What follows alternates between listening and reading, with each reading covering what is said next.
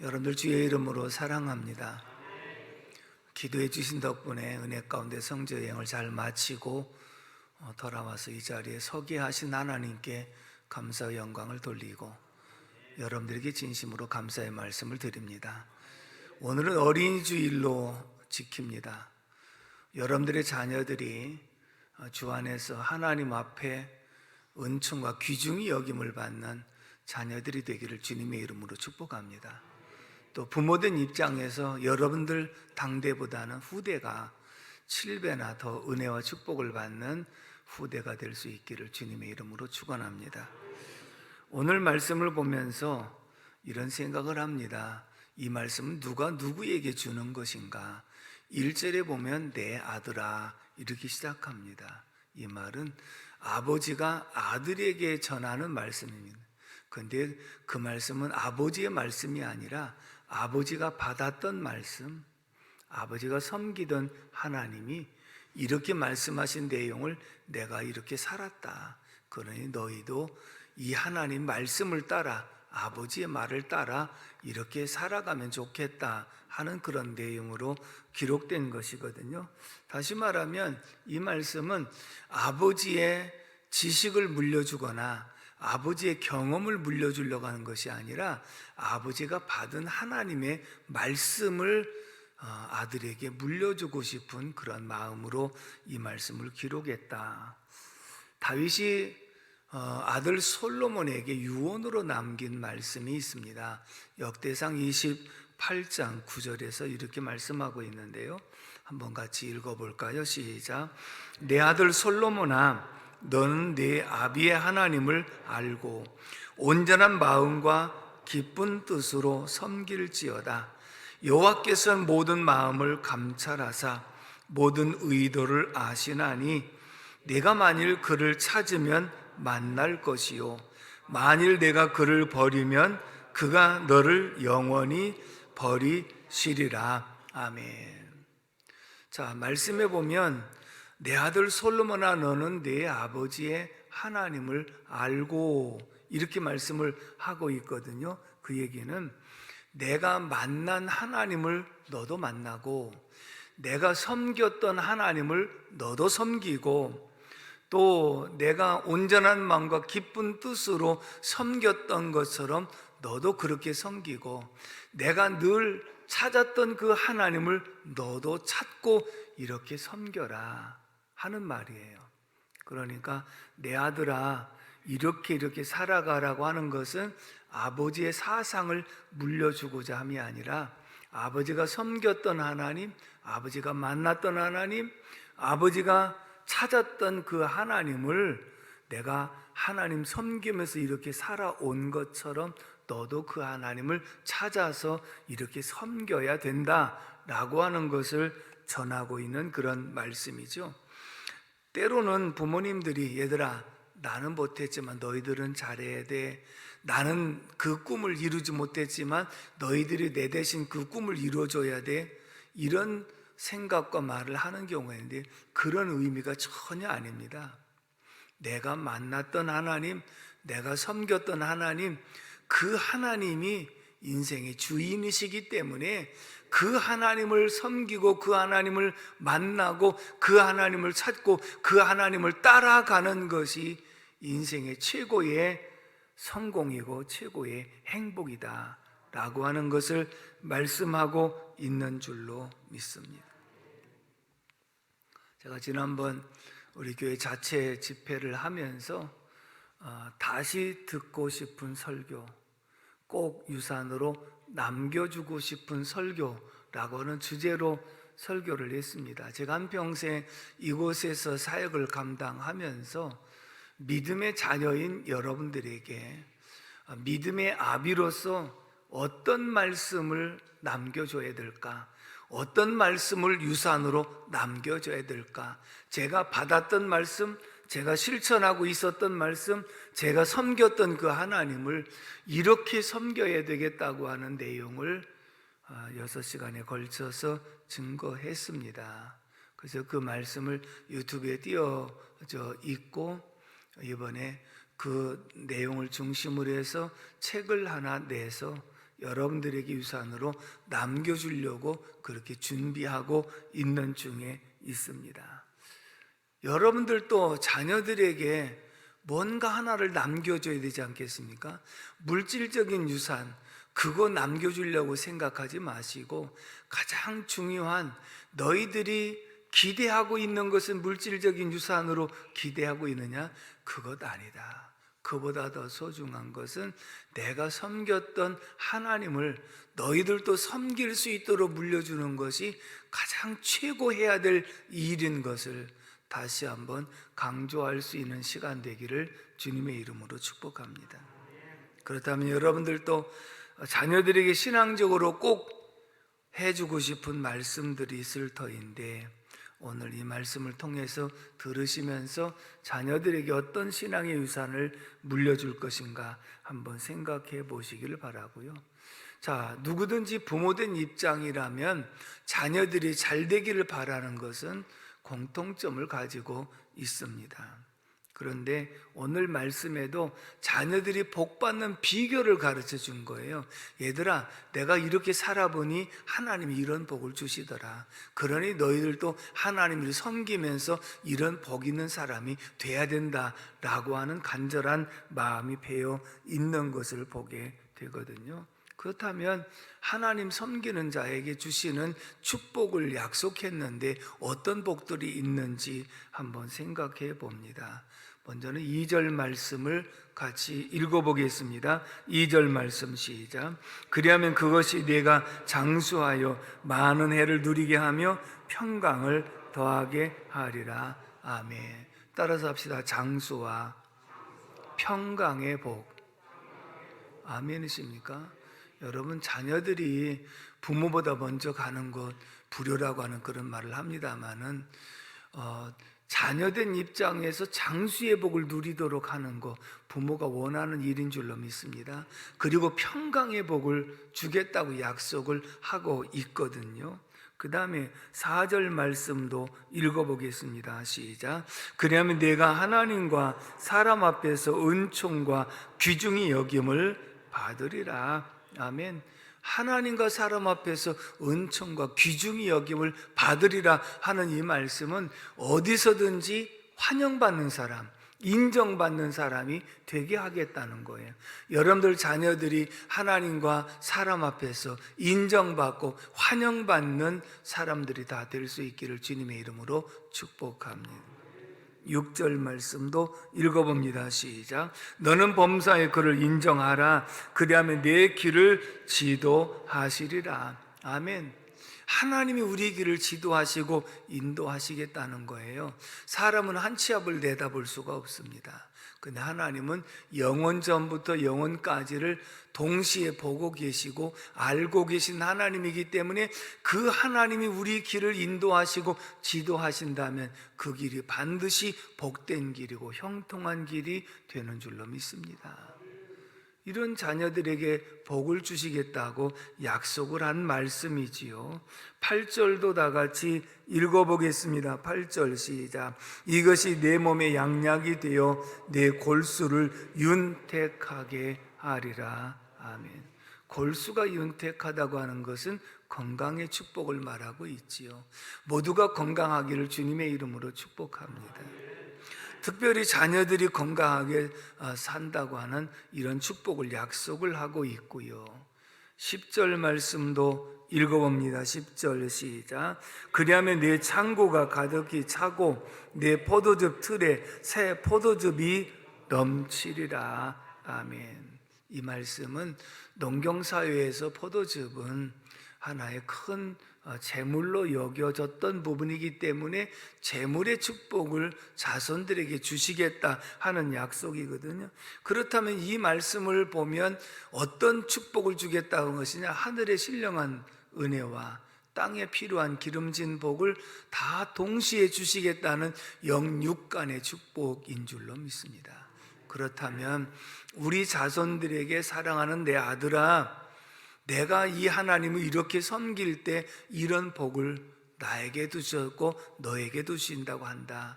그러니 나와 같이 이 하나님을 이렇게 섬겨보지 않겠느냐라고 하는 말씀이거든요.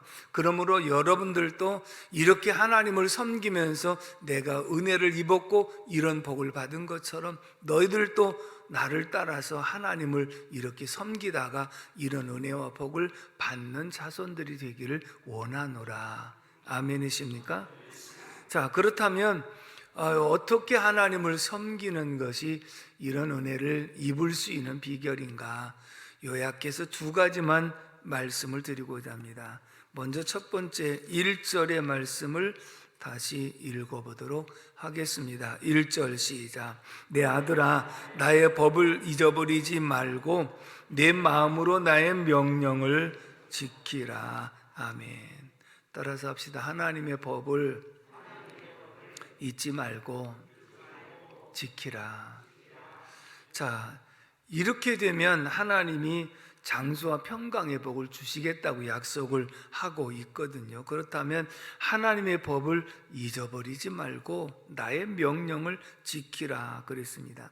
여기 잊어버리지 말고라고 하는 원문의 뜻을 살펴보면 하나님 말씀을 결코 가볍게 듣거나 무시해서는 안 된다. 가볍게 듣거나 무시해서는 안 된다. 여러분들 어른들의 말씀이라고 하면은 한 귀로 듣고 흘리는 것이 아니라 그걸 가볍게 여기는 것이 아니라 잘 마음에 담아서 새기라고 우리들은 그렇게 배웠잖아요. 그래서 어른들 말씀에 귀를 기울일 줄 아는 사람, 학교에서 선생님 말씀에 귀를 기울일 줄 아는 사람이 그래도 공부를 잘하고 모범생이 되듯이 부모의 말씀에 귀를 기울이고 가볍게 여기지 않는 자손이 하나님 앞에 은혜를 입고 복을 받는 사람이 되는 줄로 믿습니다. 나의 명령을 지키라. 이 말씀은 보호하여 지키다, 간직하다라고 하는 이 말씀을 나타내고 있거든요. 이번 우리의 성지순례를 하면서 박물관을 여러 군데를 방문을 했습니다. 근데 어느 박물관에 세계에서 가장 귀중한 보석이 있다고 합니다. 근데 그 보석이 뭐냐면 다이아몬드인데 세계에서 가장 큰 다이아몬드입니다.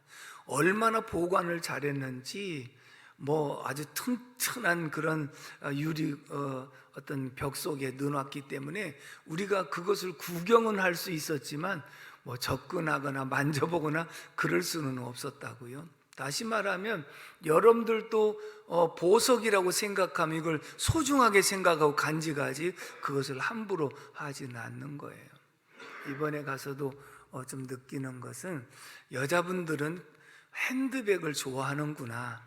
지나가다 핸드백 가게만 있으면 한번 들어가서 그래도 구경이라도 하고 나와야 되는 이런 것을 생각할 때, 근데 그 핸드백이 짝퉁인지 진짜인지는 비가 오면 안다고 그러지 않습니까? 비가 오면 짝퉁은 머리다 쓰고 갑니다. 비 안 맞으려고. 그런데 아무리 비가 와도 진짜는 가슴에다 품고 간다고 그러지 않습니까? 다시 말해 우리가 소중한 것은 소중하게 간직할 줄 안다는 것처럼 우리가 하나님 말씀을 짝퉁처럼 생각하지 말고 가볍게 여기지 말고 그것을 귀담아 듣고 그리고 소중하게 간직하고 지켜 행하라.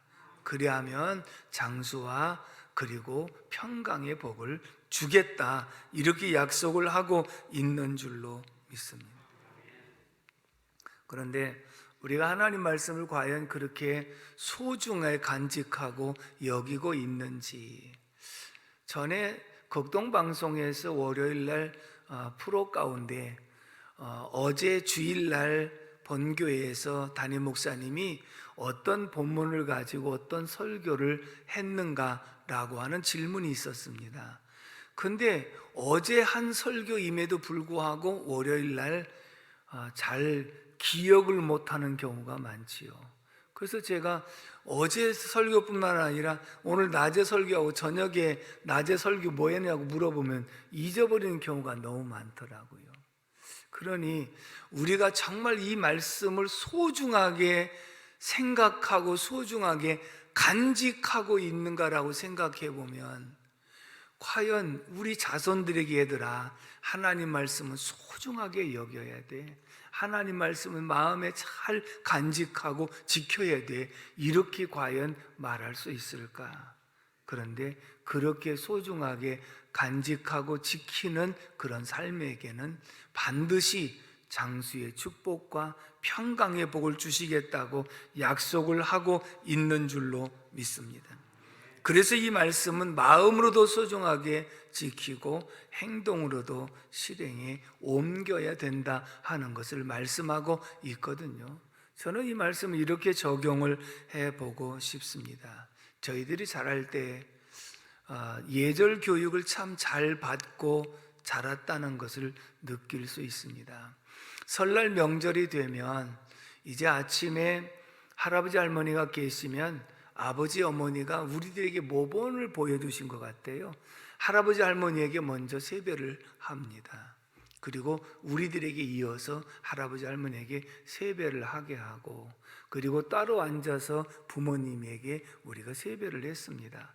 그래서 집에서 이렇게 세배를 하고 아침 먹고 나서는 오늘은 어떤 집에서 제일 먼저 가서 두 번째 이 집을 가야 된다 하고 말씀하신 내용은 동네에서 연세가 가장 높으신 어르신이 계신 집들을 먼저 정해 주셔서 그렇게 세배를 하면 빨라야 오전, 그렇지 않으면 점심 먹고 오후까지도 이렇게 동네 한 바퀴 다니면서 세배를 했던 그런 기억이 있거든요.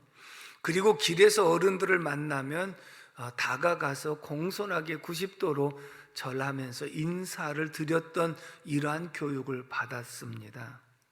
그리고 밥상머리 교육을 통해서 아버지가 들에 가시든지 어디 외출하시고 안 돌아오시면 밥을 먹을 수가 없습니다. 아버지가 오실 때까지 기다려야 됩니다.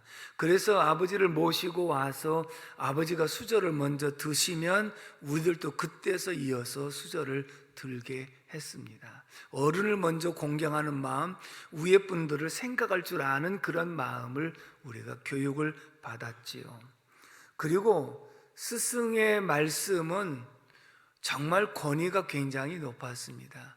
집에 와서 뭐라고 하면 우리 선생님이 이렇게 말씀하셨는데 하면서 선생님의 말씀은 하늘과 같다, 그렇게 여김을 받았던 모습을 보게 되거든요. 스승의 권위도 최고의 권위였던 모습을 보게 됩니다. 자, 이런 문화에서 자랐기 때문에 우리나라를 동방예의지국이라 그렇게 말했습니다. 자타가 공인하는 나라라고 볼 수 있습니다. 그런데 오늘 대한민국을 동방예의지국이라고 할 수 있겠습니까? 그렇지 않습니다. 왜요? 그런 교육이 사라졌고 지금은 어른들을 위한 위주의 교육이 아니라 애들이 상전이 되는 교육을 시켰기 때문에 아이들이 아무리 우리가 이렇게 하라고 한다 할지라도 우리가 앞서서 행하지 않았기 때문에 아이들은 따라서 하지 못하는 이런 문화가 되어짐으로써 오늘 우리들이 하나님의 말씀을 소중히 간직하고 이렇게 지켜야 된다라고 얘기를 하더라도 본인이 부모된 입장에서 이렇게 소중하게 여기고 지키는 모습이 아이들에게 비춰지지 않았다고 한다면 아이들은 말로만 따라서 할 뿐이지 행동으로 따라오지 않는다고 하는 것을 말하고 있거든요. 오늘날 가정에서 이제 부모 학대하는 자녀들이 많이 늘어났다는 소식을 우리가 종종 듣게 되고요. 학교에서 학생들이 엎드려 자는 걸 깨우지를 않는다고 합니다. 왜? 깨웠다가 오히려 선생한테 대들어서 폭행을 하는 이런 경우, 핸드폰을 빼놨다고 그래서 쫓아가서 선생님을 때리고 핸드폰을 뺏어오는 이러한 모습, 교권도 무너졌죠. 가정의 권위도 무너졌죠. 이런 모습 속에서 과연 우리가 자손들에게 어떤 신앙의 유산을 물려주고 싶습니까?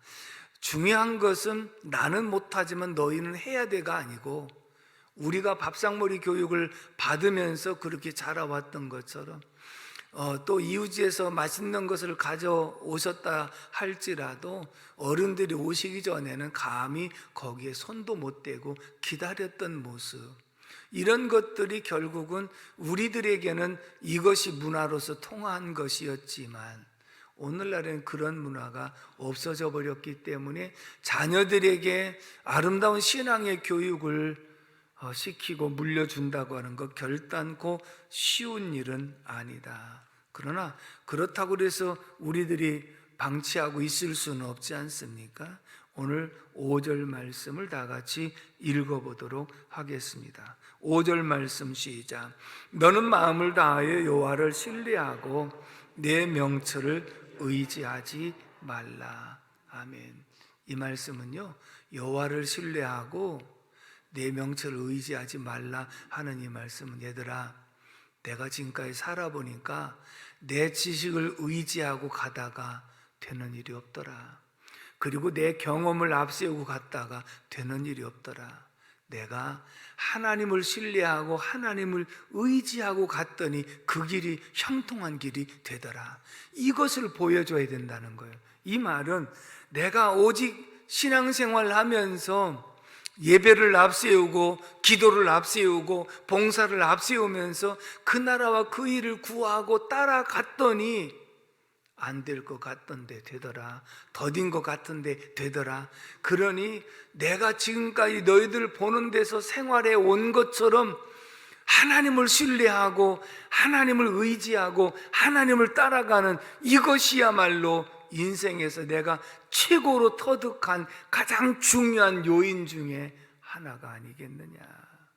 그러니 내가 너희들에게 다른 것은 뭐라고 할 수가 없지만 하나님을 신뢰하고 하나님을 따라가는 이 중심만큼은 꼭 너희들에게 물려주고 싶다 하는 내용을 우리는 전해야 될 줄로 믿습니다.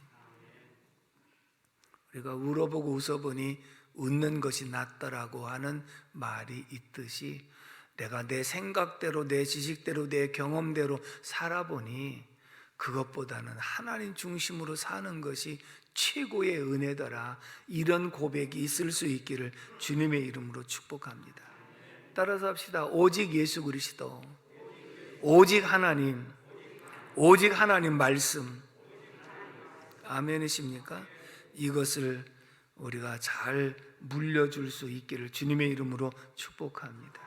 우리가 신앙생활 속에서 예배드리는 모습, 그리고 기도하는 모습, 봉사하는 모습, 그래서 자녀들은 부모의 뒷꼭지를 보고 따라오고 닮아간다고 한 것처럼 우리가 예배를 소중하게 여기고 기도를 소중하게 여기고 봉사를 소중하게 여기면서 주님 없이는 살 수 없는 저 모습, 나도 저런 모습을 본받고 싶다는 이런 생각을 가질 수 있도록 아름다운 신앙의 유산을 삶으로 물려줄 수 있기를 주님의 이름으로 축복합니다.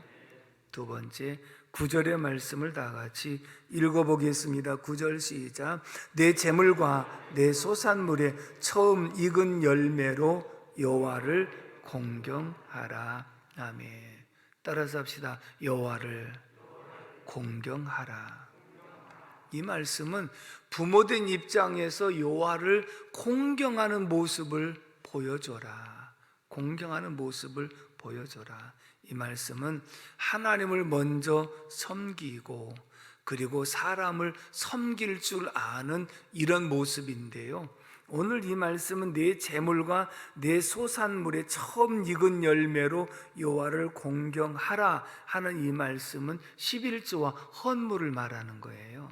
이 말은 무슨 뜻이냐면, 여러분들이 자녀들이 정말 창고에 포도즙이 가득하는 재물의 축복을 받기를 원한다면 내가 먼저 헌금 생활을 할 때 11조를 띄고 11조를 드리는 것이 기쁨과 즐거움으로 하는 모습이 자녀들에게 비춰져야 되고, 내가 헌금 생활하는 것이 이것처럼 즐거운 것이 없다라고 하는 고백이 있어야 될 줄로 믿습니다.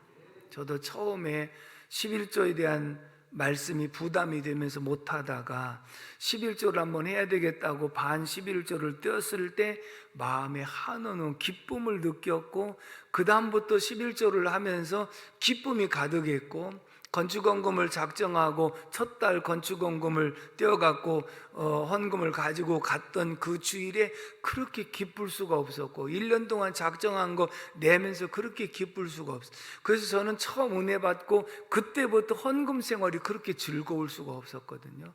그 기쁨과 즐거움으로 감당하니까 그것이 부담이 아니라 축복이었고 은혜였는 줄로 믿습니다. 오늘도 사랑하는 내 아들아, 이렇게 고백한 내용은 무엇이냐면 내가 처음 익은 열매로 하나님을 이렇게 공경하라. 그리하면 내 창고에 포도즙이 가득하게 될 것이다. 나처럼 이렇게 즐거움으로 섬겨야 된다 라고 고백을 하고 있는 줄로 믿습니다. 우리 역대상 29장 14절에 다윗이 이런 고백을 했습니다. 역대상 29장 14절의 말씀을 다 같이 읽어봅니다. 시작. 나와 내 백성이 무엇이기에 이처럼 즐거운 마음으로 드릴 힘이 있었나이까?